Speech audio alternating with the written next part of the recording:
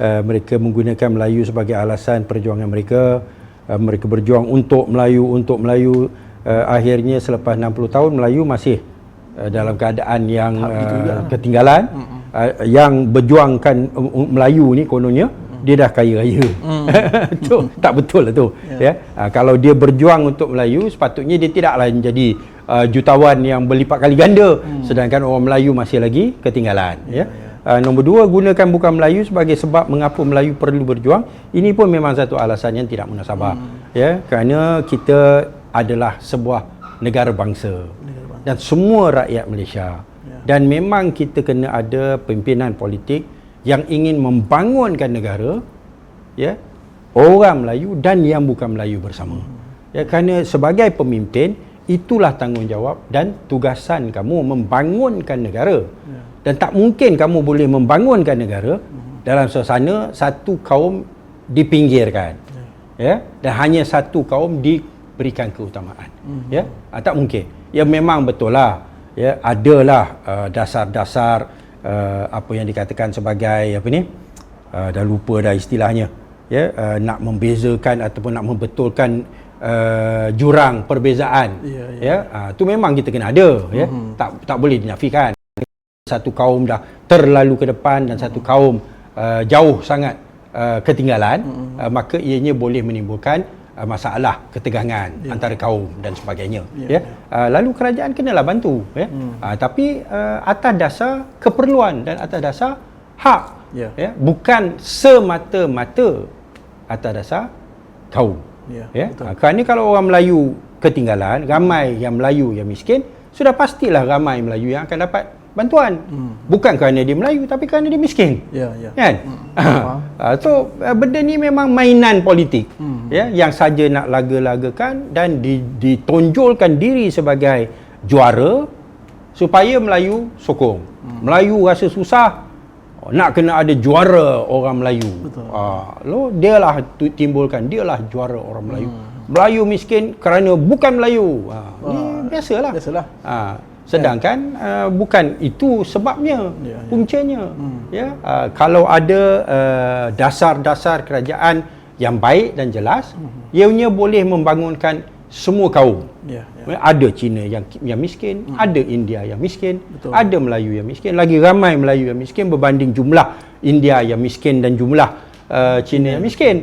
Kerana peratusan rakyat itu pun memang Melayu yang paling ramai. Tapi itu merupakan mainan politik yang amat menyedihkan, yang memecah belahkan negara. Betul. Sampai satu tahap yang bukan Melayu merasakan duduk di tanah air sendiri sebagai rakyat kelas kedua. Itu satu perkara yang kurang baik lah. Jadi kita kena adil. Kerana Islam ajar kita untuk adil. Lalu orang yang cakap Melayu ni tapi dia tak pegang pada Islam pun jadi masalah. Itulah. Biarlah kita pegang pada Islam sebagai dasar dan prinsip kita, yang mana Islam menuntut kita bertindak adil kepada semua, walaupun terhadap musuh. Itulah. Walau apa nama dah lupa dah, jarang dah baca. Jarang baca dah sangat. Kita nak kena ingatkan balik lah. Itulah, usrah nama ni saya nyawa kita usrah ni. InsyaAllah kena buka kitab InsyaAllah. Tak apa, yang luar-luar tu kalau ada ingat tentang hujah, sebab yang pastinya parti Amanah memang hujahnya berdasarkan Quran dan Sunnah. Itu pun yang pastinya, kan. Dia apa ni yang wala yajrimannakum syana'anu qaumin ala ta'dilu. I'dilu huwa aqrabu littaqwa. Dan janganlah kamu bertindak zalim terhadap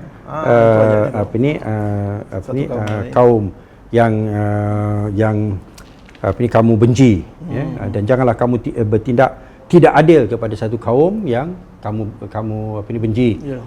Bertindak adillah, kerana bertindak adil adalah lebih dekat dengan ketakwaan.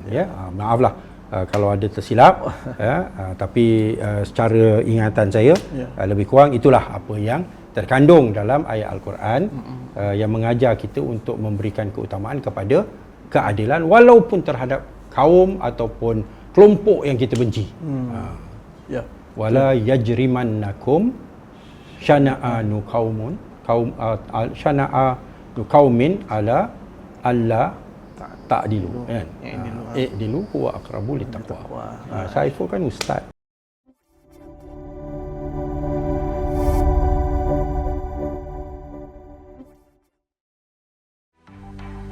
Mencari maklumat dan berita politik yang bebas, kupasan yang tepat, panas. Dapatkannya secara eksklusif hanya di Jom Channel. Komitmen kami, rentasan berita Isnin hingga Jumaat. Berbicara dan isu semasa, kami garapkan secara langsung. Panel-panel berkaliber dan profesional. Interaktif, pandangan anda kami raikan. Jangan lupa bersama kami di setiap hujung minggu dalam edisi khas mingguan. Jom Channel, moving forward, sharing a new experience.